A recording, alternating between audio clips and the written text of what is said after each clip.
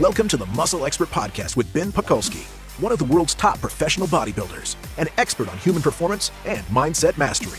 Ben dives deep to deliver the strategies of the top experts to upgrade your body, mind, muscle, strength, performance, biochemistry, and how to become the upgraded modern man. Hey everybody, welcome back to the Muscle Expert Podcast. I am your host, Ben Pakulski, and today we're going to do the injury deep dive. So at some point in your training career, you've either experienced an injury or you're going to experience an injury, or it's going to be chronic and overuse, or it's going to be something that's acute and pretty traumatic. At some point, you're going to seek rehabilitation, whether it be from a chiropractor, a physical therapist, massage, active release, muscle activations. Any number of different modalities can help move the needle toward bringing you back to optimal health. But which one seems to be an extremely confusing issue and topic for most people. Today's guest, Dr. Beau Hightower, is an integrative therapist, and he's the guy behind the scenes at the UFC events, helping these top athletes be their best, not only in their training, but at the event as well. So today we're going to discuss the integral approach to rehab. So Dr. Beau Hightower is someone who seems to be one of the top in the world when it comes to understanding, which modality is going to work for you based on the manifestations of your particular injury. So today we discuss assessing contractile ability through a range of motion. You guys know I talk about this all the time on the Muscle Intelligence community.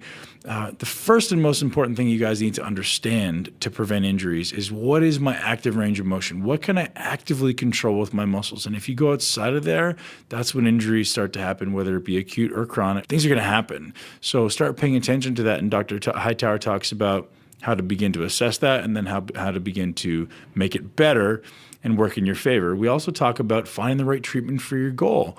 Is it chiropractic? Is it muscle activation? You guys know I've become maybe the world's biggest advocate for muscle activation techniques because it works. But Dr. Beau Hightower has some really unique insights on what works well for what injuries.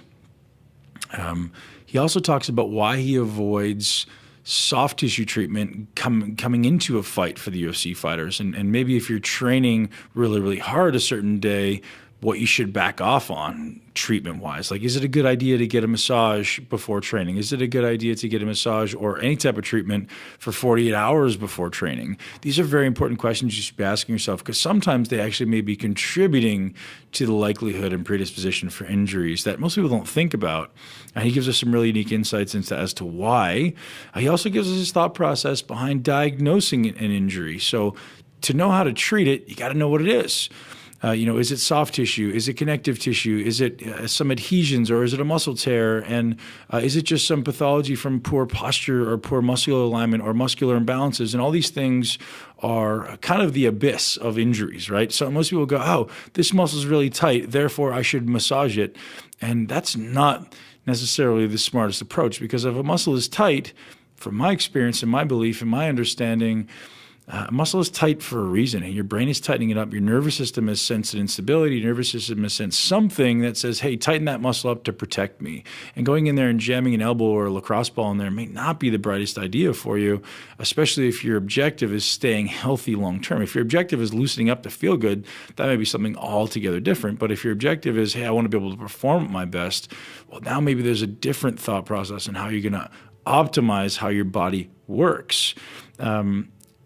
Are UFC fighters doing strength training, and what type of strength training they're doing, and how are they integrating all the multiple modalities? Like, super interesting to think about. These guys are fighting 2, 3, 4 hours a day. They're doing cardio. They're doing weight training. How do you integrate all these things? These guys are probably the most overtrained group on the planet.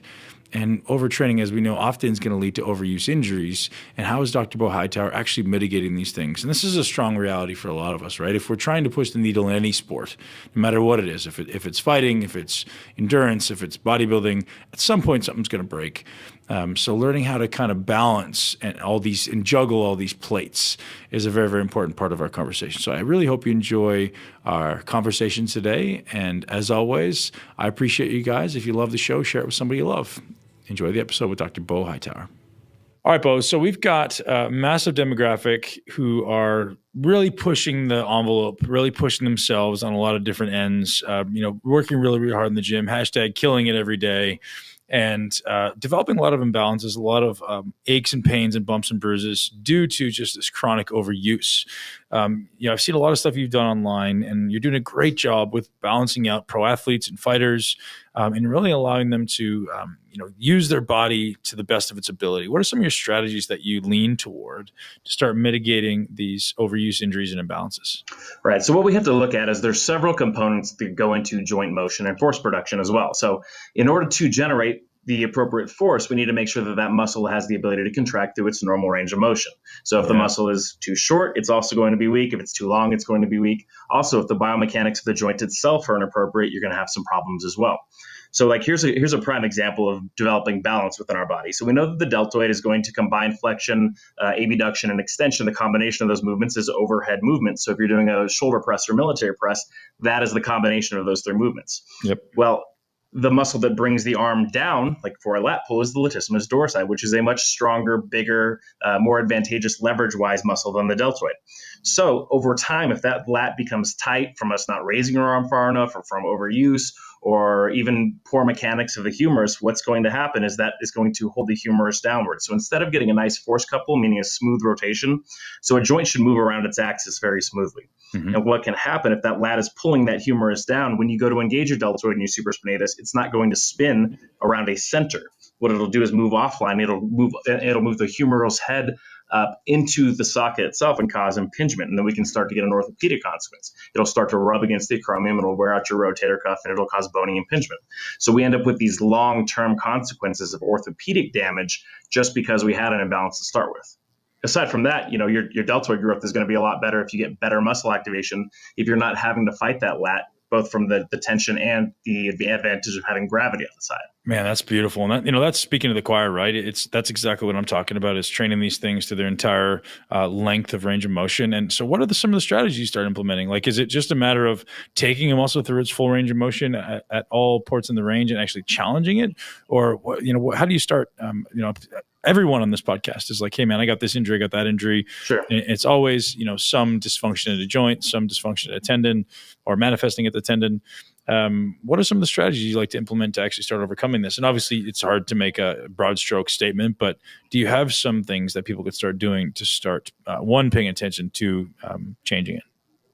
Right. So there's a few things we can kind of approach when we look at that. So there's a lot of debate right now talking about, the efficacy of what self-myofascial work does, what stretching does, what warming up does.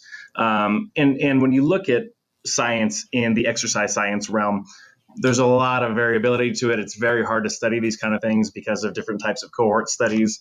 There's just not a lot of money funding it. So we're going to use our logic to kind of work our way from acknowledging the research, but not letting that dictate everything that we do.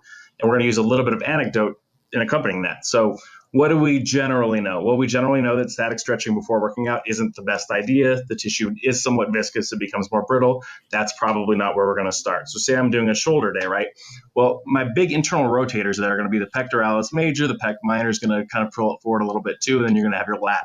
So if I'm already imbalanced, which most of us that do a lot of chest work and we're doing computer work are, one would surmise that we're all going to be in a preloaded position. So one of the best ways to approach that is to get those muscles to loosen up first. That way you can get those muscles to engage from a right position. So one of the best things that I found, we'll just take shoulders still since we're on that example, is to roll out my lats, and you've got to figure out which muscles are accompanying too. So the long head of the tricep is an extensor of the shoulder too. So I always make sure I hit my long head of the tricep, and I'm just going to use a dip bar in my case.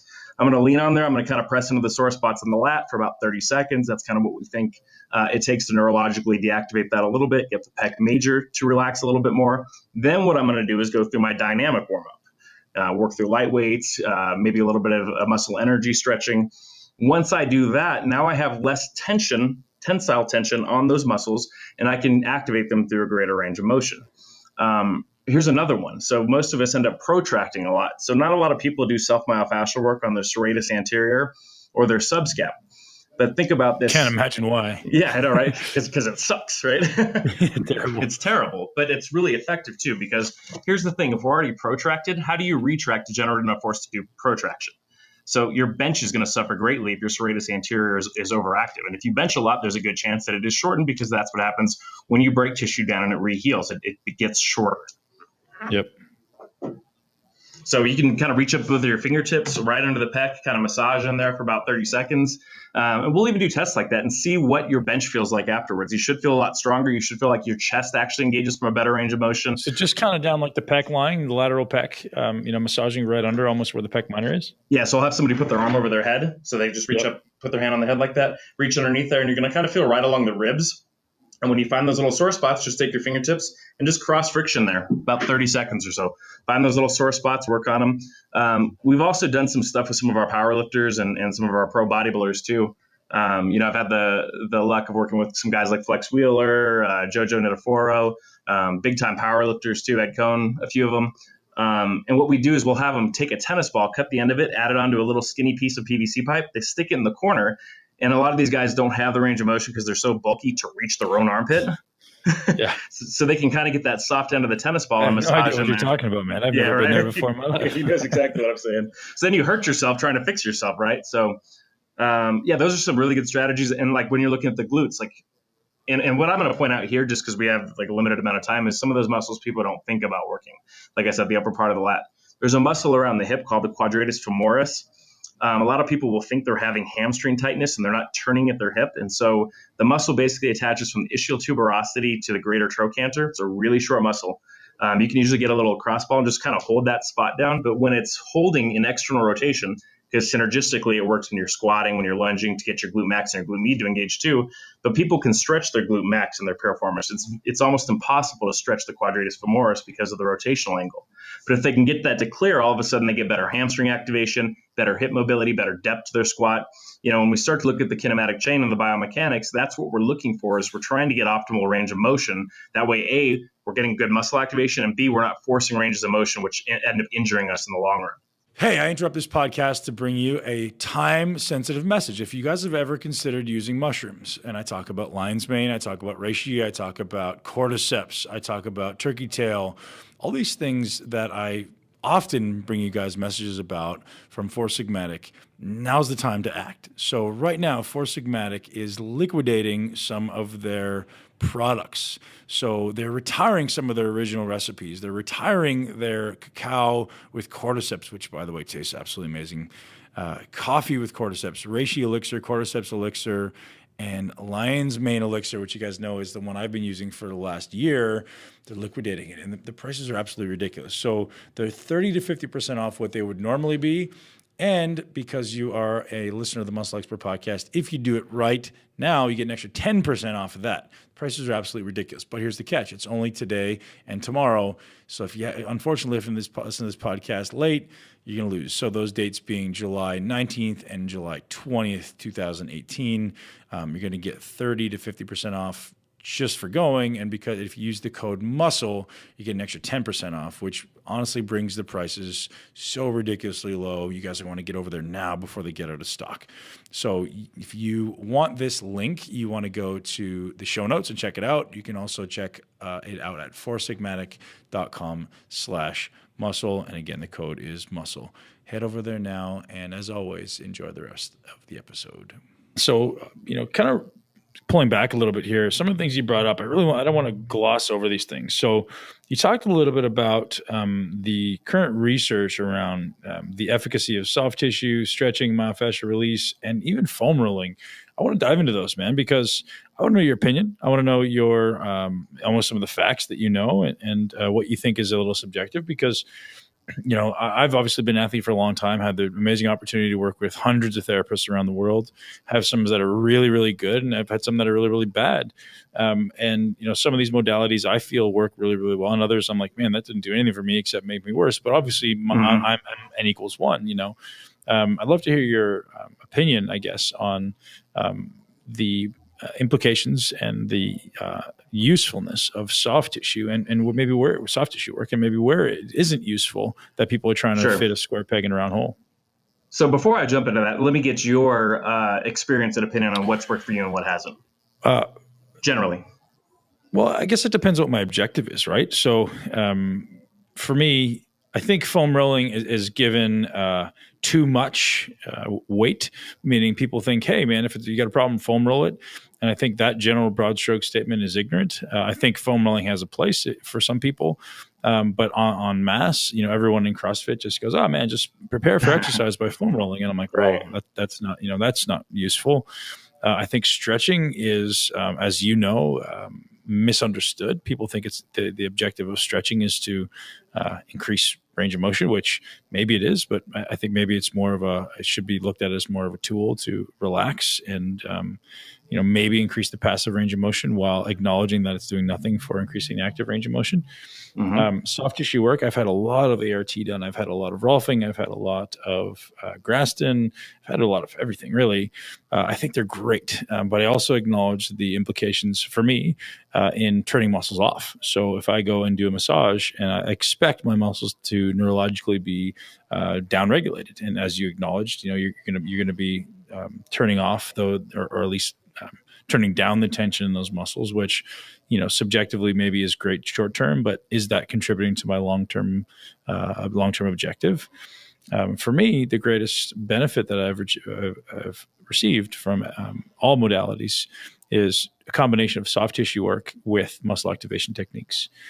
So if I have something that turns the muscle off, the soft tissue techniques that are really digging into something, definitively in my eyes, down regulating the muscle's ability to contract on purpose, like loosening up the muscle tone, and then finding what corresponds to that needs to be activated, and turning those muscles on has been tremendously effective for me. And the benefit I've seen is not just like, a day or two. It's like, you get a month and you can go and literally go with the intent of trying to break it. And I wasn't able to break it, which is pretty awesome. So that combination has been very successful for me.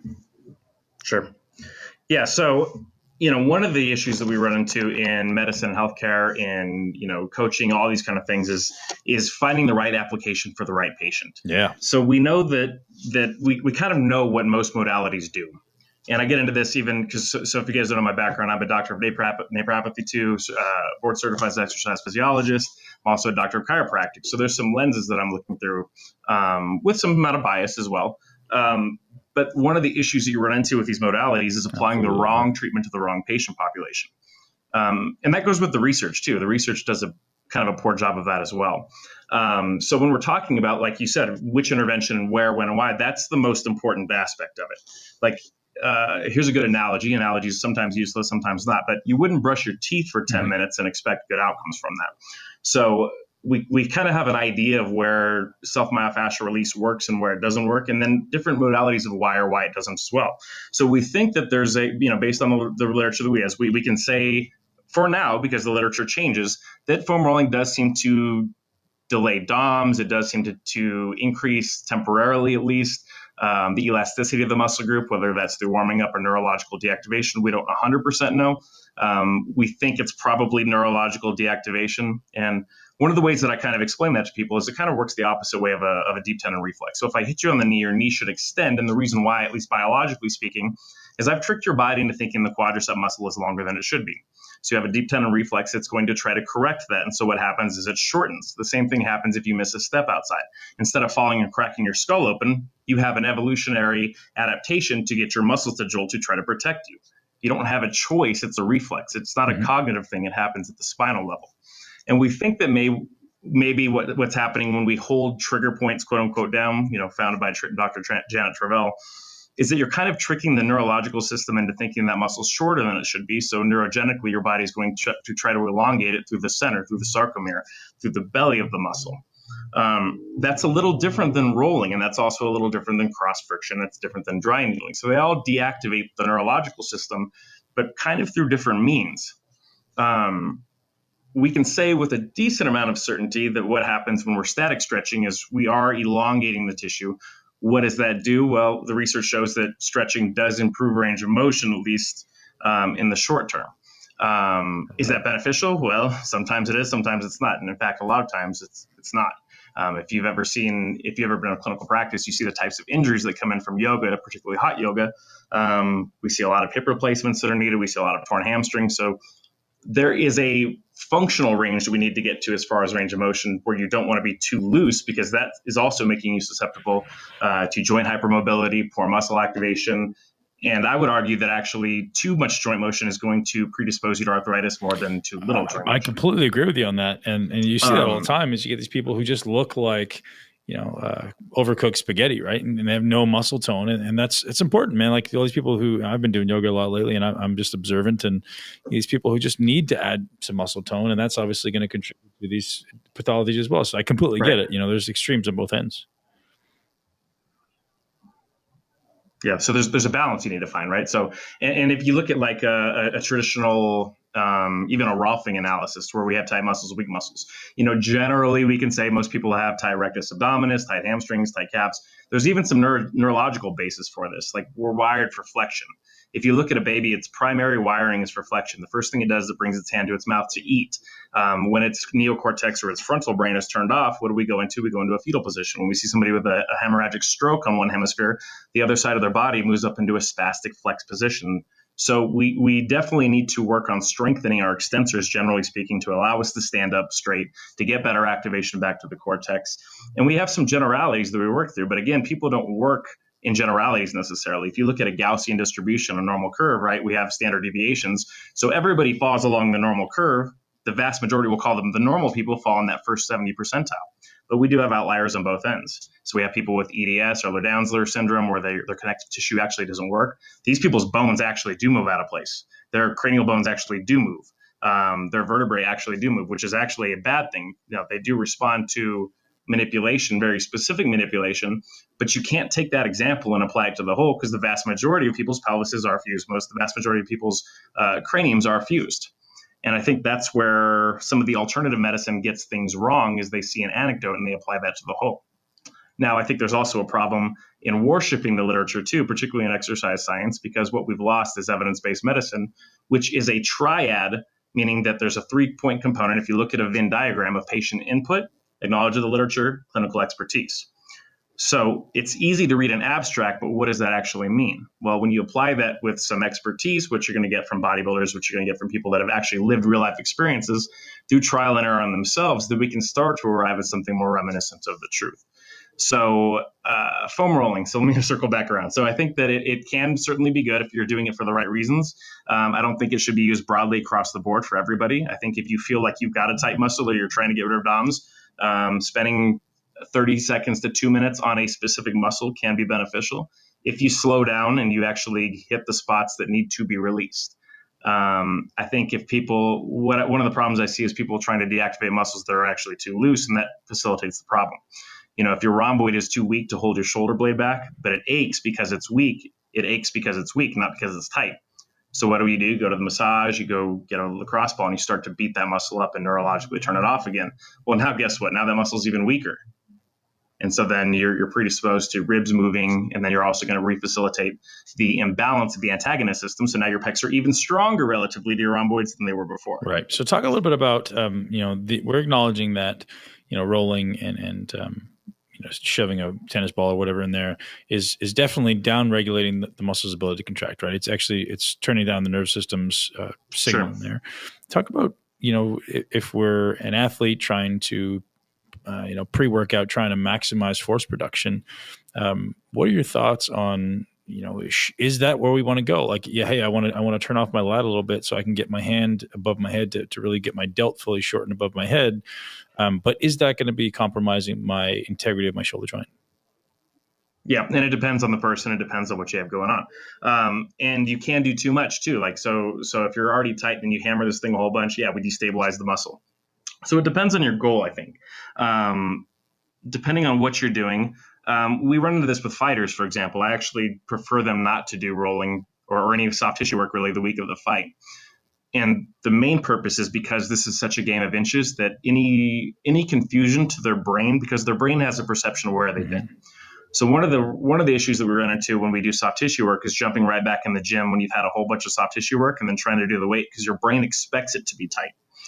And if you can't communicate with your body effectively, you're much more likely to injure yourself, or in fighting, get knocked out because your punch doesn't move. It maybe goes too far compared to where you've been training it for 8 to 10 weeks. So we actually try to keep them off of that unless we absolutely have to, right? So unless they're completely limited range of motion, whether it's due to a spasm because of, contractions that they developed during weight cut, or whatever else. And I've run into the same problem too with bodybuilders with doing too much scraping and things like that on themselves. So there's a big group of people out there that don't think that there's any kind of physical change that happens from deep tissue work. There's not a lot of research to either support or disprove that. But again, based on anecdote and logic, I've seen people that have completely ruptured muscles because they've done too much scraping. There's certainly a change that can happen there, particularly if you're not using anabolic substances because you don't recover as well. And if you're loading those muscles completely, it can certainly be a problem where they've been doing gua sha or Graston on their tricep tendon every single day. And then what happens is they rupture their tricep. Because there is a physiological change happening there. And for people that don't think that is, again, I would like to know the magic of how we break ribs when we do CPR. Right. Now, it takes a certain amount of force. And again, we're talking, pounds per square inch or pounds per square millimeter, because people will say, you can't deform the IT band. Well, it depends on the amount of force and the size, because I'm pretty sure I could take a needle and stick it in your IT band and that's deformed. Now, if I put a medicine ball there, it's probably not going to deform it. So it always depends on, the viscosity of the tissue, the depth of it, and how much, pounds per square inch or pounds per square millimeter or even smaller that we're doing. Man, that's such a beautiful articulation of, why, foam rolling could be important, or soft tissue work could be important, but that, a week leading up to a fight for a fighter, their brain knows where they've been, and trying to fool that is just predisposing you to injury. And I think people need to acknowledge that point. So I wanted to bring it back around because that's so important, right? And I think that's awesome. And even, conversely, the opposite side of that, maybe you're someone who's doing soft tissue work every week, and then maybe that becomes part of, your brain's learned how to adapt, and that's actually become part of your movement cycle, which is, again, another beautiful acknowledgement. But just, the beauty of what you're saying there is there's a thought process, man. And I think it's so nice to have people at your level who just have a complete thought process. And that was one of the things that got me excited about getting you on, is you have these people who think, they see the trees and they don't see the forest, right? They have one as it's like people who think that the gut is the end all and be all for nutrition or health. And then people that think the hormone manipulation is the end all and be all. But then you have a guy like yourself who's coming in and putting all these pieces together. That's awesome. So, a lot of our demographic has a very specific objective, right? We're wanting to build muscle. We're wanting to obviously get leaner. We're going to get strong. So what are some of the key components to, first balancing a body leading toward allowing you to accumulate strength and hypertrophy? So, you look at a pelvis and someone's got really, 90% of the people say, we're going to say, I have really tight hamstrings. What are some of the mitigation strategies you implement to start overcoming these things? Yeah. So there's a couple components to that. So one, histologically, hamstrings are just wider tight, like we talked about with flexors before. Generally speaking, when we're looking at like tendon ruptures or muscle ruptures, they're mostly going to be flexors. You're going to see Achilles tendon ruptures and hamstring tears and pec tears and bicep ruptures. And part of that, again, as we talked about, histologically speaking, they're wired to be tighter, and neurologically, they're wired to be tighter. Also, their attachment points tend to be more narrow too. If you think about the broadness of an extensor tendon, usually we have multiple heads that are tying in, say the triceps, for example, the quadriceps, for example. We have multiple heads attaching. So there's an ability to distribute force a little bit differently. Hamstrings and biceps and pecs, they all have very narrow attachment points. There's a vast majority of force that goes into there. And if you look at the bodybuilding world, and I don't know if you've torn muscles yourself, I've torn both hamstrings, my pec major. No, I've never torn anything, pop and tear. Come on. Yeah, sure. Well, you never know. I mean, I've known a few guys that actually were able to get through most of their career, just whether by freak chance or genetics or, I've got both calves have been torn, and my left hamstring has been torn twice. Yes. But that's actually both my triceps were torn, but it wasn't not a full rupture. It was more of a repetitive. Yeah, it was a very strange tear. It was a repetitive strain that ended up fraying the ends of my tendon. They were still attached, but they were fraying. And that's super common in bodybuilders. Oh, dude, it was terrible. Yeah. It's just stupid training for too many years. Yeah. And that's an area where, in my opinion, doing some deep tissue work on the belly of the tricep can help to take some of the tension off the end. Working through some eccentric exercise can help with that somewhat. Mm-hmm. But that's just the consequence of heavy triceps. I had stem cells and PRP, and it literally within 8 weeks, I was 100% healed. And that would be a good indication of why you would do that. And sometimes what I get into is people, again, they're like, should I get PRP for this or whatever for this? And I'm like, well, you have to understand the mechanism of why you're going to do this.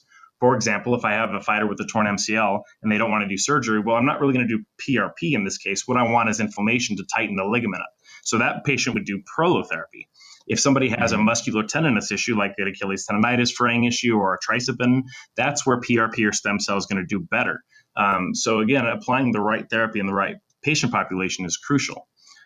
So again, talking about like the tight hamstring issues, one thing that I will certainly challenge people on that too. If you think you have tight hamstrings, for one, just see if you can loosen up that QF and see if what that does for you.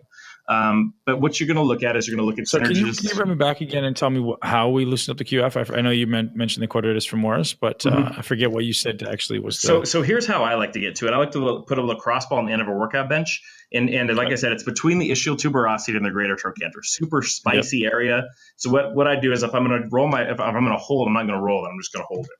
So if I'm going to do my right side, what I do is I put it there and I tilt my body weight to the right. I cross my right leg over my left one, and then I'll find that little sore spot right there. And all I'm going to do is hold it until it fades away. Sounds terrible, man. I'm going to stop you right there. So basically it's like right where the femur meets the acetabulum. Yep. And just so a little bit meaty. Yeah. And so that holds the femur in external rotation. So that can create a whole number of issues if you're trying to squat, if you're trying to get glute max engagement, or you're trying to get hamstring flexibility, because you'll think you'll stretch your hamstring, you'll roll your hamstring. Well, here's the thing. If you're stretching it and rolling it and stretching it, rolling it, and it's not getting looser, it's probably not your hamstring. So that can, and think about that when you guys are doing anything. If you're doing something for something and it's not working, it's probably not the intervention. You're probably doing the wrong thing. Gotcha. So now, just looking at function, the quadratus femoris is an external rotator of the femur. So ultimately, we need to be in internal rotation in an attempt to lengthen it. Well, it depends what you're trying to do. If you're already externally rotated, your external rotators aren't going to get good activation. So if you're trying to get glute max activation, but you're already preloaded in that position, you can't elongate the muscle to get a full range of motion on it. Mm-hmm. Also, it's to lengthen the quadratus femoris. We want to internally rotate. You can try. It's very difficult to stretch. So that's why I like to do self-myofascial in that particular way. Gotcha. You can try. Like I said, it's very difficult to move that into internal rotation because you've got so many other muscles across the joint, the TFL, the sartorius. There's a whole bunch of other ones that get in the way there. But that's one that I found with a lot of my powerlifters and bodybuilders, just mixing that one in has made their deadlifts and squats significantly better because they can pinge and they can pivot their hips so the femur can drop down out of the way. And then they get full activation. They have better leverage from that position because they can get their ass down. Yeah. Do you ever do any? So one of the things that worked really well for me, and it seems like it actually maybe as a result of activating this muscle, was I would just do like pretty intense, 10 out of 10 perceived exertion adductor activations. So like, basically squeezing my knees together all the way up to my pubic bone, trying to squeeze as aggressively as I can. So it's almost like you're creating a little bit of external rotation with that activation, but it feels like, or it seems as though it'd probably be activating the quadratus femoris. And so the reason I bring that up is I felt like that actually increased my internal rotation, increased my ability to get deeper into a squat. Oh yeah, I could see that from a muscle activation technique. I could certainly see that. And everybody's a little different, right? So you kind of have to combine what works for you. If it doesn't seem to do that well for you, it makes you feel weaker, you probably shouldn't do it, right? So same thing goes with like loosening up the adductors. So one of the things I'll have people do, like if they're going to do a glute day, for example, is just do a little bit of soft tissue work on their adductors first, because again, you're not going to be able to abduct as well if your adductor is tight. Mm-hmm. But what I wouldn't do is a ton of work on something that you're going to work, because you don't want that muscle either slightly damaged or pre-fatigued, because you're going to make yourself susceptible potentially to a muscle injury or something like that. But yeah, going back to the research, like one of the things that I was talking about, so chiropractic manipulation would be a good example. So understanding what exactly we're trying to do is very important. So if I'm doing a study on lower back pain, generalized lower back pain, for example, and then I end up at about 50% or close to placebo, one of the issues that we're talking about here is we're not really understanding what manipulation does. So if I have a ligamentous injury or a discus, or your fascia is causing pain, or you have a muscular imbalance, there's no biological premise that would seem to make sense why manipulation or gapping of joints would benefit that. However, if you have a sacroiliac joint dysfunction, if the patient presents with pain about an inch away from the spine that seems to be facet joint oriented, and they got manipulation, I would actually expect that result to be more over 75%. So one of the problems that chiropractors and massage therapists or physical therapists have is that they view the world through their lens, or even surgeons, right? So everybody that goes into a massage therapist, what are they going to say? You're really tight here. You've got trigger points. The chiropractors tell you your bones are out of place. The physical therapist tells you you've got a weak core. The surgeon says, well, we've got an orthopedic consequence. And they all have an intervention that's specifically tailor-made to you. And sometimes it's going to be an expensive intervention, or it might take 3 months, and they know exactly how many visits it's going to take, which is, of course, intellectually dishonest because we haven't actually experimented on you yet. So if everybody that came into my office got manipulation, I would guess, and there's not any research behind this, that maybe 15 to 20% would do better. The ones that do better are going to be very adamant about it and say that this is the greatest thing ever, and they'll walk around, and thus we'll have the anecdote, which is why these professions still exist, whether it's acupuncture, chiropractic, and those things are not new. They've been around for thousands of years. The problem is we haven't had the physiological understanding of when and where to apply them. Now, the same thing could go if I went into my doctor's office and he gave every single patient diabetes medication, everybody got metformin. Well, 10 to 12% of Americans have type 2 diabetes. So those 10 to 12% are going to do better and get healthier, but everybody else is either going to be the same or worse. And that's one of the issues when everybody goes to get a massage or everybody goes to PT or chiro, is that by the nature of the intervention itself, because they're not viewing things, whether it's because of financial incentive or their education or whatever else, that these types of presentations might not be benefit to have this intervention. And in fact, it could be deleterious, and oftentimes is when applied improperly. Man, I'm sending you a big hug right now through the air, because I feel everyone needs to hear this conversation, man. Because and honestly, it's awesome. And this is exactly what you try to tell people is the square peg round hole scenario, where everyone thinks that their modality is the solution. Everyone thinks that their modality is the end all and be all. And everyone needs a chiropractor. Everyone needs a physical therapist. And the reality is, who effing knows until you actually know exactly what's going on. So that being said, walking down that path, how do people begin to know? Is it a matter of having to go to someone as intelligent as yourself and as experienced as yourself to actually start to figure out what modality is going to work for me without having to spend thousands of dollars? Yeah, that's tough, isn't it? That's a tough thing right now, especially in the era of the internet expert, right? Like, one of the bastardizations that's happened with science is that there's an incentivization. People are incentivized to sell books and to take a side. Like having a moderate opinion or saying it depends doesn't sell very well. That's my life. The same thing that's happens. where I live. Yeah. Whether it's the media or whatever else, whether they're reporting on the president or school shootings or whatever, saying, hey, listen, this is a nuanced conversation. We need to have some discussion about, sometimes this happens. Oh, no, that doesn't get clicks. So if I'm a PhD, for example, and I take a stance on something and I have a book to sell, a scientist would acknowledge if that ends up being wrong later on, but it takes away from your professional expertise to retract. So as a human being, do you really think they're going to do that? Because why would somebody buy their new book when their new book is saying their old book is wrong? Well, I might, and you might, but most people won't. I would actually trust that person more because they were honest about their own shortcomings. So it's very difficult for an average person to be able to navigate this kind of a market. And the internet is a funny place, right? The internet's a funny place because if you change your stance on something, you've got 8 million trolls calling you a liar when you're just trying to be honest, right? You're like, well, I've discovered something, and then, oh, well, you said this before. You're a terrible person. And you're like, oh, okay, I can't win this battle. Yeah, and a beautiful theory does not a fact make, and research is always changing, and it should. Anybody that says the science is settled doesn't understand the basic tenets of science. It's always asking questions, not trying to prove something. You can only disprove something. It's the null hypothesis. So how do we know where to go without actually talking to somebody who's an expert? I don't know. One of the issues that I'm always trying to work with clinicians is again, let's logic our way through these things. If this, then this. If this, then this. A good example of this that I was discussing with my class the other day is when we look at structuralism, right? Like we're beginning to understand that structure does not will always equal function. It does sometimes, but not always. When we look at MRI reports on people with certain types of back pain, knee pain, or whatever else, well, New England Journal of Medicine says about 82% of people that have never had back pain have disc bulges. Okay, so that means a lot of people that have disc bulges don't have back pain, right? Okay, does that mean that all people with disc bulges? No, these are Venn diagrams. So arthroscopic surgery for meniscus tears or arthritis. There's been several studies over the last few years to basically indicate that those are no better than placebo. And here's the flaw with that. Okay, so now we don't. So the reaction, the gut response is say arthroscopic surgery doesn't work.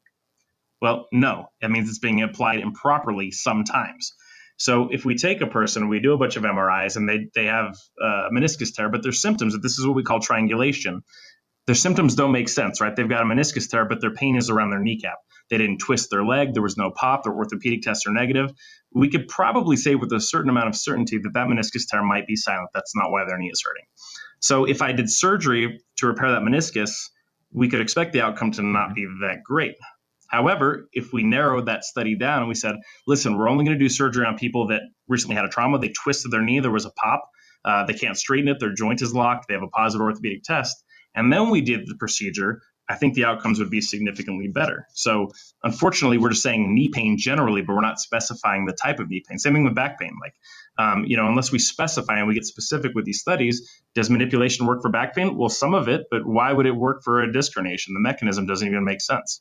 And I think that's the case for a lot of interventions. So what they want to do is throw that out, and we have to look at risk benefit too. So people, there's a bunch of people online, they're like, don't do acupuncture, blah, blah, blah, blah, blah. And my argument to that would say, hey, listen, is it going to work in a lot of people? Probably not. 15, 20% of people do well with it. Is that enough to make that the first line therapy? I wouldn't do that as my first line therapy. I would do something else that was more statistically viable. However, if you're not in that first demographic, like I said, that 70%, we don't ignore the people in the 30% on both ends. We don't say they can't have that. And what we want to do is we want to do something with a low risk and potentially low reward, but we want to do a low risk. So if you have a bad acupuncture session, generally speaking, you're just going to waste $60. If you have a bad surgery, you could be crippled for life. The relative risk is so much higher there. Thus, the importance of doing conservative therapy first. But the point is that we don't want to always throw out interventions just because we read an abstract somewhere. What we want to do is get some triangulation. And I think we could get clinicians to start to analyze those things and acknowledge those things, that they could be more honest and be better clinicians with their patients. How does that translate to helping people find those clinicians? I wish I had an answer. If there was a simple answer, I think it would be fixed, right?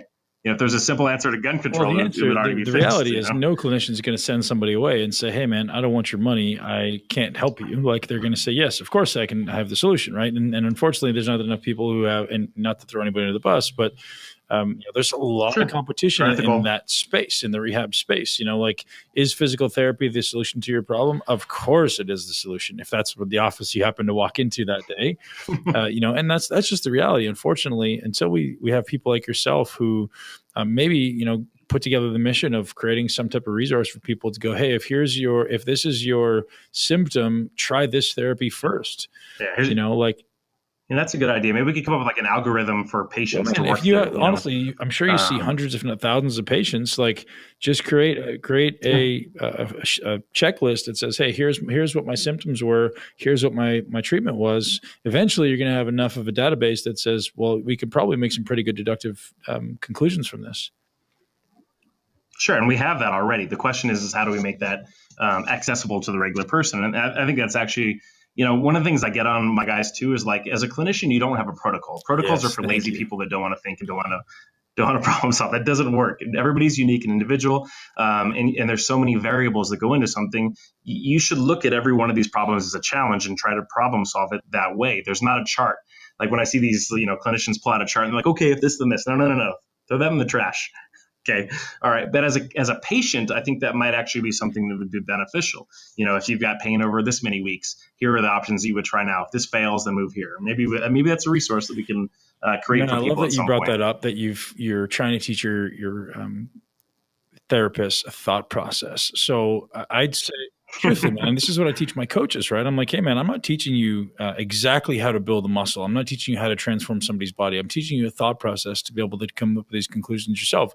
So speaking that way, if you had we have a large demographic of people listening to this who may be trainers, who may be trying to transform their body. Can you start at least some offering as to what the thought process may be, how you would approach an injury? So is it walking from some type of structural assessment to some type of stability assessment? Like, I don't want to put words in your mouth, but can you walk us down the path of what that thought process may look like? Yeah, and I guess what would have to happen to begin with is that the patient or the client would have to have some input in knowing how they got hurt, and that's not always the case. I'm assuming. So if it's an acute injury and they can actually connect the dots on when it happened, that's a lot easier to work with because you kind of know what the offending exercise was. And So I'm a good example of this. Like I'm somebody that I still work out, but I've seen enough bodybuilders and powerlifters have to have hip and shoulder replacements and stuff in their late 40s and 50s. I've really kind of backed off on the heavy stuff. So I haven't deadlifted in almost 10 years. Part of that is just me. I've got what's called Sherman's disease. So the curvature of my spine isn't very productive for doing deadlifts. So any kind of loading in that position, I get these what are called Schmorl's nodes. I get vertical disc herniations that go up into the bone.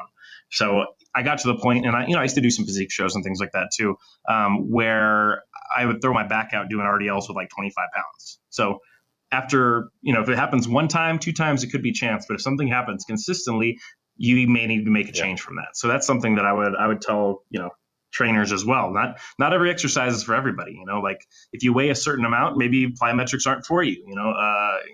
Squats aren't for everybody. Deadlifts aren't for everybody. So the goal, generally speaking, of a client, of a personal trainer or whatever, is going to be to look good naked generally and be healthy generally. Those are the biggies.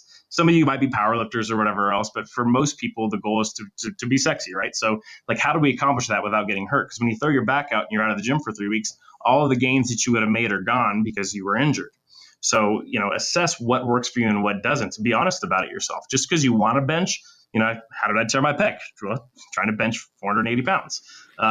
So guess what? I can't do flat bench anymore because I didn't have surgery. So, or maybe it's just doing it incorrectly. I mean, as you know more than anybody, oftentimes injuries aren't caused from the exercise itself. The exercise isn't the problem; it's the way you're doing it. Right. Or it's both, right? It's that, or it could be your mechanics, right? So you may have to deadlift off of a. Right. Maybe you just don't fit in the exercise, right? Right. And like a what do they call it? A leg press machine.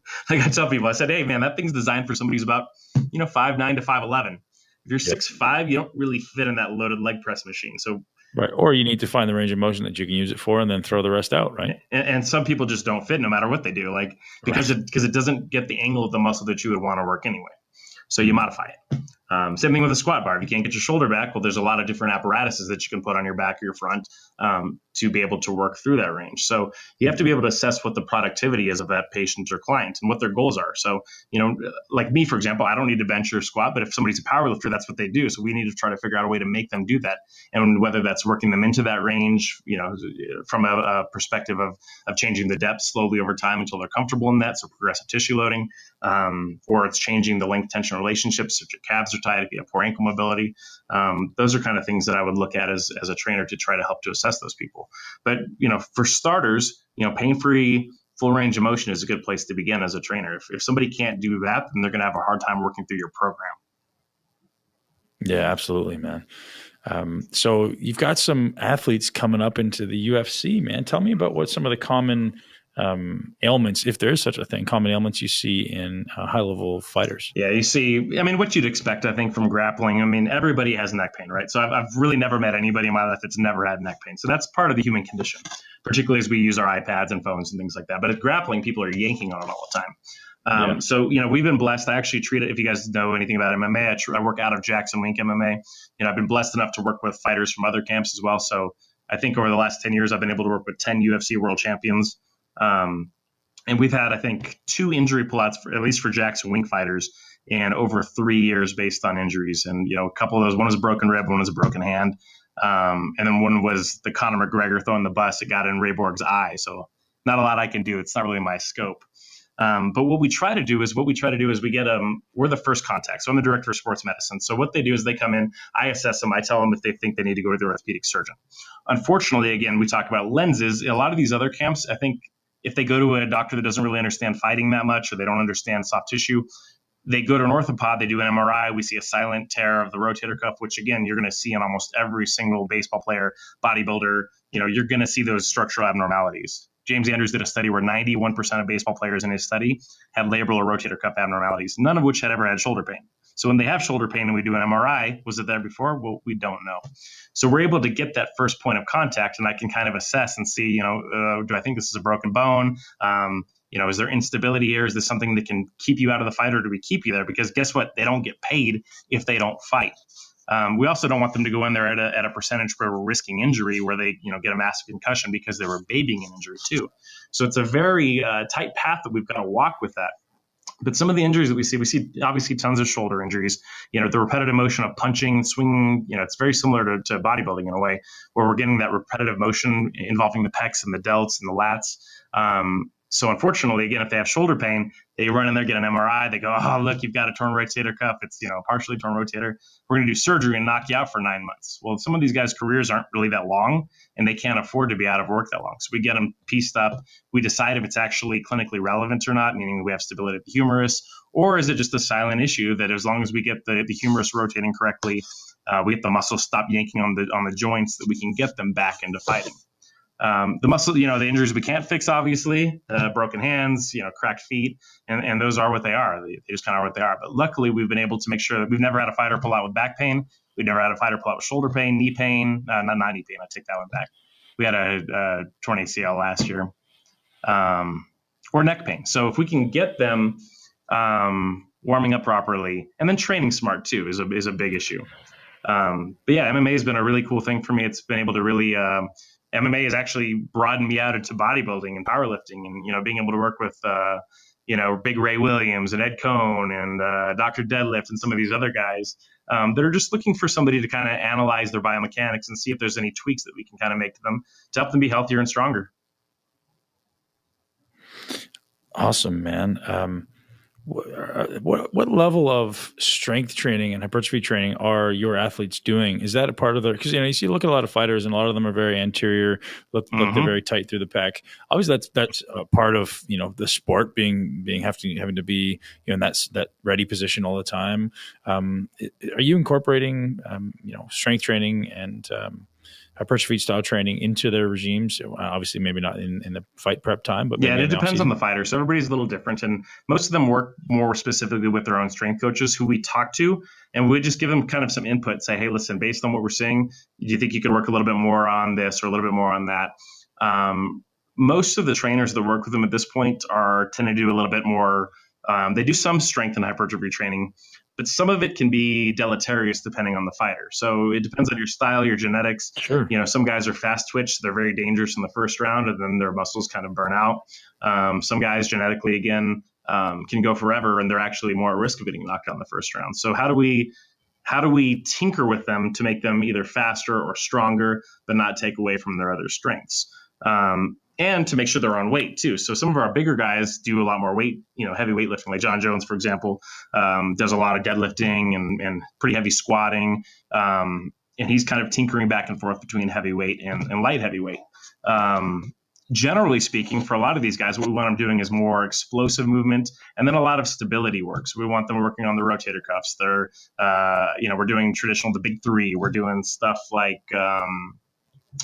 the explosive work is going to be more traditional Olympic lifting. So if you're trying to finish a takedown, what's a good lift for that? Well, power clean would probably be a good lift for that. It's not something you're doing over and over again in repetition. And we find that a lot of the conditioning is done just by nature of sparring and wrestling and those things on their own.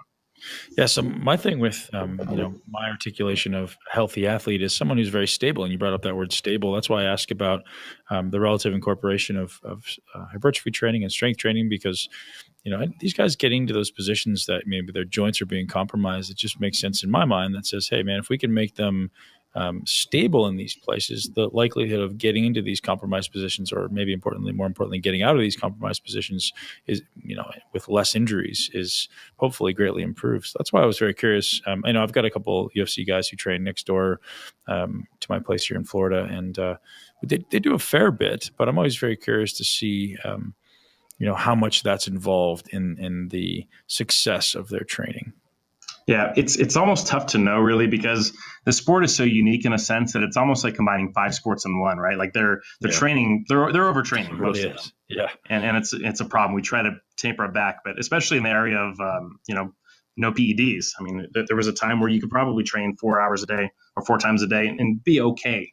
But at this point, if you're doing grappling, you're doing striking, you're hitting mitts, now you're doing strength conditioning, and then you're running to cut weight too. Like this podcast will know more than other places how deleterious that can be to your hormones, to your joints, to your ability to recover, or even to your nervous system. Right.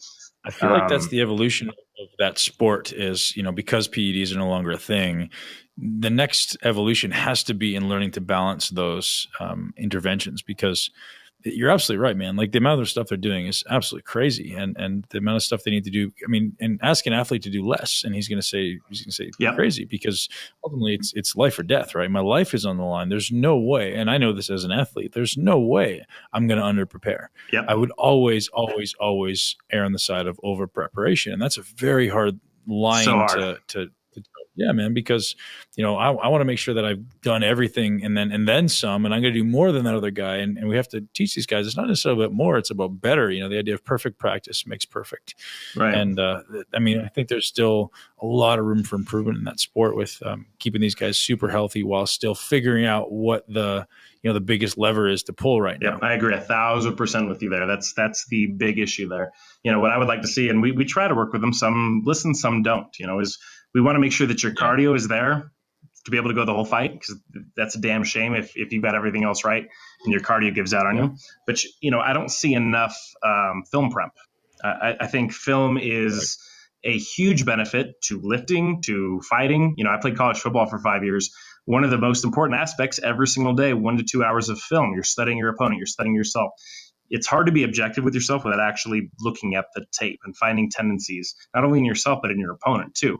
So if you can see that, and you can see that you're not generating enough force with the back foot, you can actually take a look at that and then start to implement things that can make that better, whether that's mobility work, strengthening work, whatever you've got to do, specific training, plyometrics, whatever that is to address an issue. Unfortunately, in a non-team environment, who is going to hold your foot to the fire and make you study film? Right. Well, but the thing is, from an athlete's perspective, they might. I mean, I may be completely ignorant with this, but most athletes, and myself included as a bodybuilder, sometimes you don't even have the skill set to know what to do. Like if you saw something wrong, you'd be like, oh, just that's why you're trusting your coaches and your team. You brought up the team mentality. Like, man, if you don't have a great coach and someone you absolutely trust, you're probably fighting a hard battle, man. Because looking at the tape yourself and going, oh, yeah, I see my weaknesses here, and then learning what to do and how much to do them and how often to do them is, man, that's a huge skill set in itself. Which is why I'm sure retired fighters become the best coaches or make the best coaches, because once you're removed from it, like myself from bodybuilding, once I remove myself, I can objectively stand back and go, oh, I see now. Whereas when you're in it, you're so in the day to day of, man, I have to win today. Like I have to be 100% on today. And I'm so focused on my output and my production today, stepping back and objectively assessing like, oh, I'm doing this wrong. It's very hard, man. You're so focused on just go, go, go, go, go. It's a tough place to be. Yeah. And that's interesting too. And I'm sure you wish you could go back and get in your younger self's ear now that you've been away from it a little bit and you've been coaching guys and knowing what works and what doesn't. Hindsight's always 20/20. I wish I had a coach, right? I wish I had somebody who I could look at and go, oh man, and I did. Don't get me wrong. I had some brilliant people in my corner, but it'd be so great to have that one person who knew all pieces of it. And when I started bodybuilding at 17 or maybe 18, I looked and I was like, hey man, who's the guy who knows training, who knows nutrition, who knows posing, who knows supplementation, all these different pieces. It didn't seem like there was. And now it seems like there may be more people that are at least closer. But at the time there was none. So that's why I went out and developed that skill set myself. I was like, all right, I have to understand all these pieces. Right. So I can ultimately, it was the irony of it is when you finally start to understand it, it's time to make your exit, right? Yep. And one of the tricky things too is like, as humans, we like black and white, we like right or wrong. We want there to be definitive answers. And that's one of the issues, again, we're running into in the powerlifting community, in the bodybuilding community is there is some literature on a lot of this stuff right now, but it's very poor science. A lot of them are cohort studies. You look at and that's why you see every 2 years, caffeine is good for you. Caffeine is bad for you. I mean, a lot of these are surveyed cohort studies and frankly, they're not controlling any variables. I mean, this is really not very good science. But the layperson will read an abstract and then be like, well, the literature says, the science says, well, kind of. I mean, case studies get published, and most people think that even at a 0.05 significance rate, you're going to see roughly 30% combination false positives and negatives. And then what about reproducibility? Every time they reproduce a study, which it's hard to get them published to reproduce something that's the same, what we're finding, they did a reproducibility project in 2015, is that like 20 or 30% of even the cancer studies that were considered groundbreaking were actually reproducible after the fact and have the same results. And that's unsettling to people who want there to be answers. One of the examples I was telling somebody the other day, and this was going around, did you guys do the Laurel Yanny thing? No? Nope. You guys haven't heard it? You Nope. got to pull it up for a second. So what's going on there is there's a frequency. And I only hear Laurel. So apparently I only hear the lower portion of the frequency. but everybody's hearing the exact same sound. But because of our biology in this particular case, some people will hear one sound and some people will hear another sound. And we talk about the nature of reality. And this is why eyewitnesses are usually not very helpful as far as court cases or things like that, because we physically see different things. I mean, we see different spectrums of color. Like I'm a little bit colorblind, so my red is like somebody else's red orange.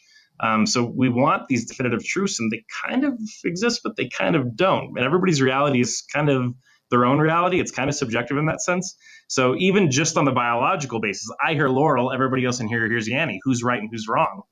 Right? I can't hear Yanni, like right. No matter what I do. So as much as we want there to be definitive answers, of course, there isn't yet. What we have to say is, based on the knowledge that we have now, based on the best current available literature, we can surmise that something could be. We don't say this is or this isn't, this works or it doesn't. And unfortunately, that's not a fun lesson or something that people want to hear. They want to hear that this works or this doesn't. Keto works for everybody or whatever. And, the simple truth is that's, what we have to work on right now is the basic understanding of physiology. So we kind of know how the endocrine system works. We know how the Krebs cycle works. We know how the TCA cycle works. Do we know how they all work in conjunction with each other? Well, not really. We are not able to completely measure ghrelin and leptin and, antidiuretic hormone and how your body is responding to all these different types of diets. So what we have to work on is anecdote. And so if it works for you for now, okay, that's cool. But you have to acknowledge when it stops working for you too. And that can be said with, training, setting up your training schedule, nutrition or whatever else. And what you'll find too is over the course of your life, what has worked for you in the past doesn't work anymore because either your biology is different or your patterns have changed, or you're just getting older and your hormones don't respond the same way. And those are tough lessons for people to learn. But the point is you have to be able to listen to your body and try to listen to yourself and try to be subjective and objective both with yourself. Dr. Beau Hightower, truthfully grateful, man. Like, you are a brilliant human being, and the UFC is very, very lucky to have you. And hopefully I get a chance to work with you one day because to have a set of eyes like yours, figure out all my accumulated pathologies over the last 20 years would be a massive, massive benefit. Where can everybody find you? Hey, you can find me on Instagram. It's Dr.Beau Hightower. Same thing on YouTube. So I'm a YouTuber now, apparently. Who knew, right? I was used to laugh at people. Hey, man, you got 26,000 followers. I noticed that. That's pretty good, man. Man, I'm like, I think I've had 14 million views in the last 3 months. Wow, good for you, man. I'm like, all right, I'm going to pay my mortgage with YouTube. Who would have known? But yeah, exactly. If you look it up. You can quit your day job, man. Seriously. Dr. Beau Hightower over there on YouTube. So the ironic thing, and this is kind of sad too, but like I said, I have chiropractic education. I probably manipulate maybe 5 to 10% of people. But do you think people really want to sit down and listen to deep, nuanced conversations about the future of healthcare or analyzing muscles? No. What do they want to watch? People get their bones cracked. I'm like the Dr. Pimple Popper of YouTube, man. So, well, I guess if they're going to pay me for it, then we'll put them up there. It's awesome, but yeah, man. one of the things I want to tell people is hey, that's not necessarily reflective of our practice. So. All right. Awesome. Yeah, man. And I'm going to link to some of your videos in the show notes, and we'll link to your Instagram as well. Dr. Hightower, I'm truthfully grateful, man. Thank you so much. Hey, I appreciate it, man. All right, man. Have an awesome day. Take care. Hey, guys, and that's a wrap for the podcast with Dr. Beau Hightower. Hopefully you enjoyed our conversation. He's a super bright guy. I'm going to do my best to get out there and see him in Las Vegas. And if you get a chance to do the same, reach out to him on social media. He's a huge influencer in the fight space and a really, really highly respected guy. I hope you enjoyed the podcast. If you did, share with someone who maybe has an injury, maybe someone who who's fighting, who needs to learn how to balance all those different training modalities. Have an amazing day. Live your greatest life in your greatest body.